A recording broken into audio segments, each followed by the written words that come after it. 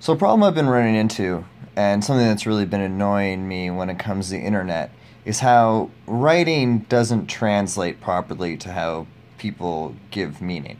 So, because unfortunately, writing, there's no tone and there's no cadence.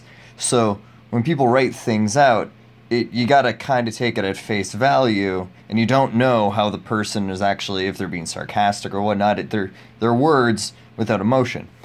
And I think the thing that annoys me is when people are trying to make points about particularly sensitive issues, is that for some reason people will read something and pick it apart, every single word, and will take little jabs at certain things that are being said and will overlook the point, right? Even if the point is terrible, right? Opinions are there from all sides, but they'll just take the words and have an issue with the words.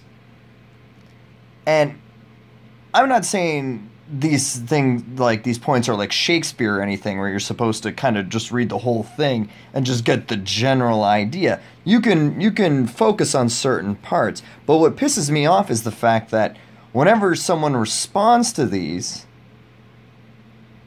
there always seems to be something, some weird sideways thing the opposing people always have when you call them out on their stuff. Like all of a sudden, you can't pick apart their words. No, that's not what they meant. No, there's something underneath there. And that always tends to piss me off because suddenly those people can do no wrong, and it's like, well, you're attacking what's being said, and what you're saying is kind of messed up.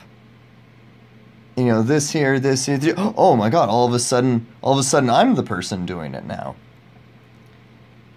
And it really kills the conversation, because people are being so careful about what they say, which for a lot of things we should, but not at the expense of bringing the point to the forefront. Not at the expense at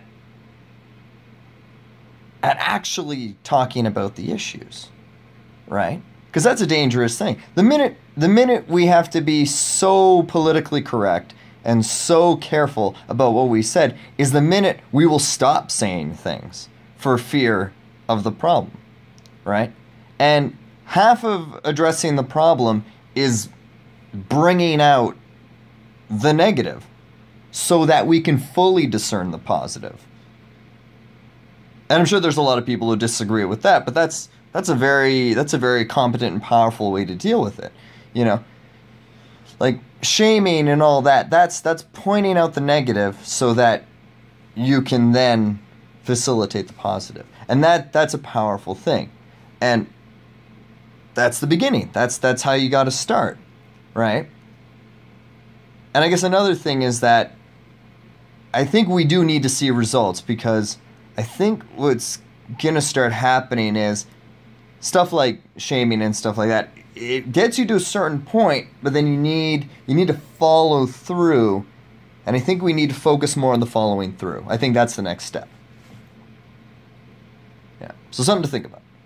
Just how we all need to really take a step back and consider what's being said and not immediately attack and jump in and make an issue of it. We need to figure out how to press forward.